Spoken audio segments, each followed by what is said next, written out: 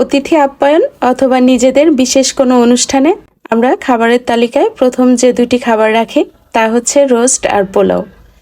Roast pulao এখন আমরা প্রায় সবাই রান্না করতে পারি, তবে রোস্ট রান্না করার পরে বিয়েবাড়ির সেই স্বাদটা যেন আসে না। ঘরে কিভাবে বিয়েবাড়ির স্বাদে রোস্ট করা যায় আজকের পর্বে তাই করে দেখিয়েছি। আসসালামু আলাইকুম, স্বাগত কুকিং লাভার্স বিডির নতুন আরও একটি রেসিপি দেখার জন্য। আজকের পর্বে সহজভাবে রোস্ট করে দেখিয়েছি, আশা করছি রেসিপিটি ভালো লাগবে। চলে যাচ্ছে মূল রেসিপিতে। রোস্টের জন্য আমি এখানে একটা সোনালী মুরগি নিয়েছি। কেটে ধুয়ে পরিষ্কার করার পরে এখানে 600 গ্রামের চেয়ে একটু বেশি আছে। আমি 4 ভাগে ভাগ করে নিয়েছি আর গিলা গলা কলিজা সবগুলোই নিয়েছি।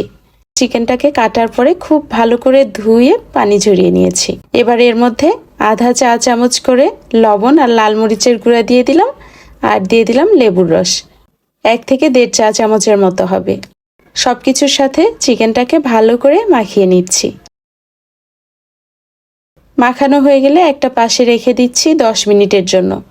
এখানে 8টি কাঠবাদাম আর কিছু কিশমিশকে আগেই কুসুম গরম পানিতে ভিজিয়ে রেখেছিলাম, এগুলোকে একটা ব্লেন্ডারের মধ্যে নিয়ে নিলাম।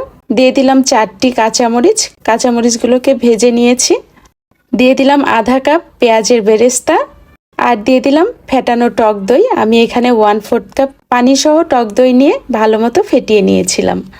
এবার এগুলোকে মিহি করে ব্লেন্ড করে নিচ্ছি।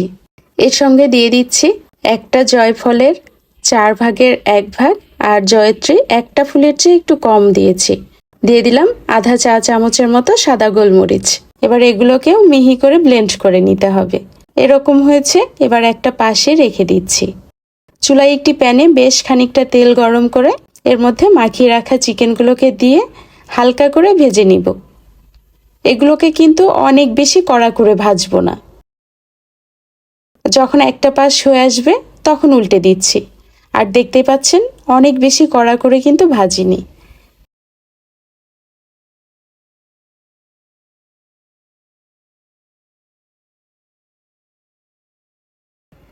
যখন এই পাশটাও হালকা হয়ে এসেছে তখন আমি চিকেনগুলোকে উঠিয়ে নিচ্ছি। সবগুলোকে ভেজে উঠিয়ে নিয়েছি। একই তেলের মধ্যে তেজপাতা, সাদা এলাচ, লবঙ্গ আর দারচিনি দিয়ে খুব সুন্দর একটা অ্যারোমা আসা পর্যন্ত ভেজে নিলাম। দিয়ে দিলাম আধা কাপ পেঁয়াজ কুচি, হালকা লালচে হওয়া পর্যন্ত ভেজে নিব। চুলার আঁচটা মিডিয়ামে আছে। আমি একটু দেখিয়ে দিচ্ছি, দেখুন রংটা লালচে হতে শুরু করেছে। এই পর্যায়ে এর মধ্যে দিয়ে দিচ্ছি আগে থেকে ব্লেন্ড করে রাখা মশলাগুলো। এই মশলাগুলোর মধ্যে প্রায় সব মশলাই দেয়া আছে। আমি মশলাগুলোকে সময় নিয়ে আস্তে জালে কষিয়ে নিব। প্যানের সঙ্গে যাতে লেগে না যায় এ কারণে সামান্য একটু পানি দিলাম।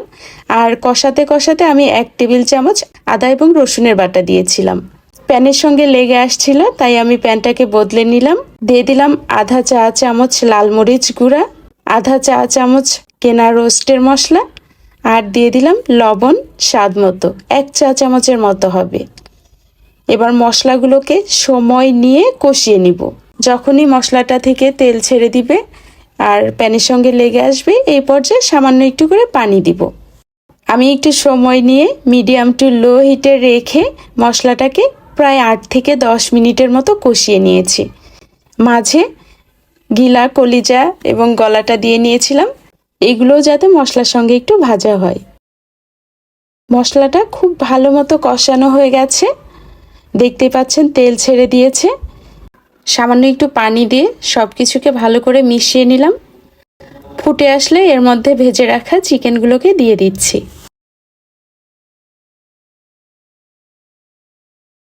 মশলার সঙ্গে খুব ভালো করে মিশিয়ে দিলাম। চুলার আঁচটা একেবারে কমিয়ে দিয়ে ঢাকনা দিয়েছি।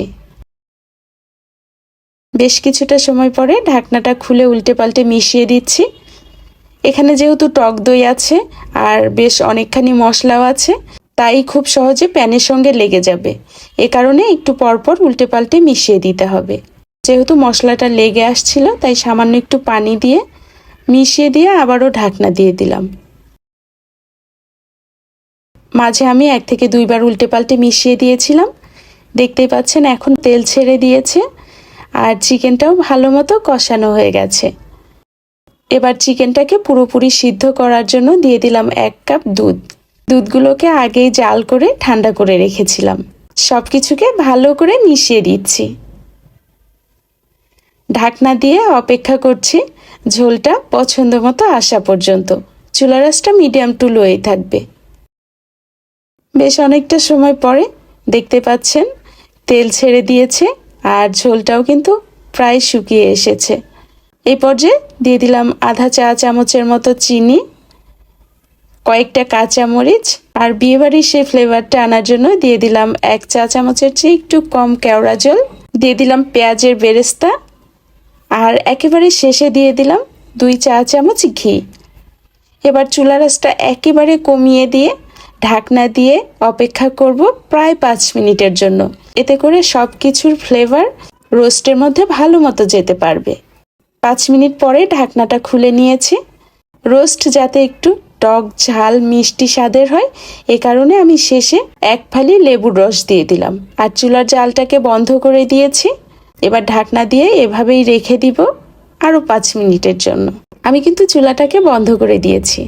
5 মিনিট পরে চিকেন রোস্টটাকে নামিয়ে সার্ভ করে দিয়েছি। কেওড়া জল, ঘি এবং বেরেস্তার কারণে বিয়েবাড়ির সেই স্বাদ এবং ফ্লেভার চলে আসে। আপনারা চাইলে শেষে একটু মাওয়াও দিতে পারেন। এভাবে বাসায় রোস্ট রান্না করে দেখবেন, আশা করছি আপনাদেরও অনেক পছন্দ হবে। আজকের পর্বটি যদি ভালো লেগে থাকে অবশ্যই আপনাদের ফ্রেন্ডস ও ফ্যামিলির সঙ্গে শেয়ার করবেন। ভালো থাকবেন সবাই। আল্লাহ হাফিজ।